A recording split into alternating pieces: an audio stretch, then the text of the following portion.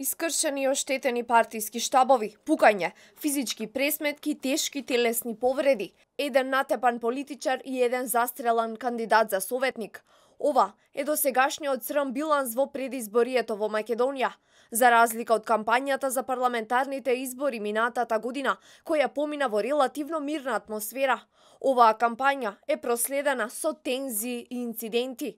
Еден од посериозните инциденти во предизборието е нападот врз актуелниот и кандидат за градоначалник на Шуто Оризари, Елвис Бајрам, кој бил нападнат вршејќи обиколка на општината во рамките на предизборната кампања. Партиите го осудија нападот на кандидатот за градоначалник на Шуто Оризари, наведувајќи дека насилството е неприфатливо. Инаку, минатата недела во Кичево беше застрелан носителот на независната советничка листа во тој град, Алид Абази, но овој случај не доби силна политичка димензија. Абази се уште е во критична состојба, а на лицето кое пукаше му е одреден 30-дневен притвор. Мотивите за нападот се уште не се знаат дали се политички. Бројни реакции во јавноста предизвика и апсењето на градоначалникот на општина Пустец, Едмон Темелко. Од неговата партија сметаат дека се работи за политичка хајка. Од кога почна изборната кампања па се досега, беа оштетени штабови на ВМРО ДПМН во Битола и Киселавода, на Демократската партија на Србите, на социјалдемократите во Бутел и во Инџиково, а беше оштетен и штабот на таа партија во Аеродром. Иако според одредени аналитичари, ова се изолирани конфликти, сепак тие го нарушуваат впечатокот за мирното предизборие.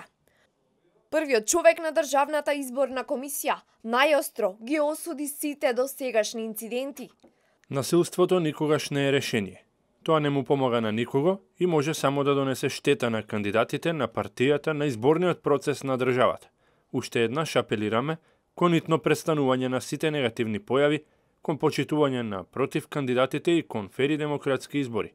Во име на Државната изборна комисија ги повикувам надлежните институции да ги расветлат немилите инциденти и да ги казнат сторителите, а сите политички партии да придонесат кон смирување на страстите, да влијаат на своите членови и кон спречување на какво било едно насилство или инциденти. Избори се победуваат на 15 октомври со јасно изразена волја на граѓаните, со голема излезност и индивидуално право на секој граѓанин да гласа за оние кандидати кои смета дека се најдобри, а не со насилство. Од Државната изборна комисија потсетуваат дека кандидатите за градоначалници и советници, како и политичките партии кои тие ги представуваат, потпишаа кодекс за фери демократски избори, со што се обврза дека ќе ги почитуваат принципите на демократијата и доброто владење и дека ќе придонесуваат за демократскиот развој на општеството. Од МВР пак информираат дека интензивно работат на расчистување на сите инциденти и апелираат да се зачува ладнокрвноста кај сите чинители во изборниот процес.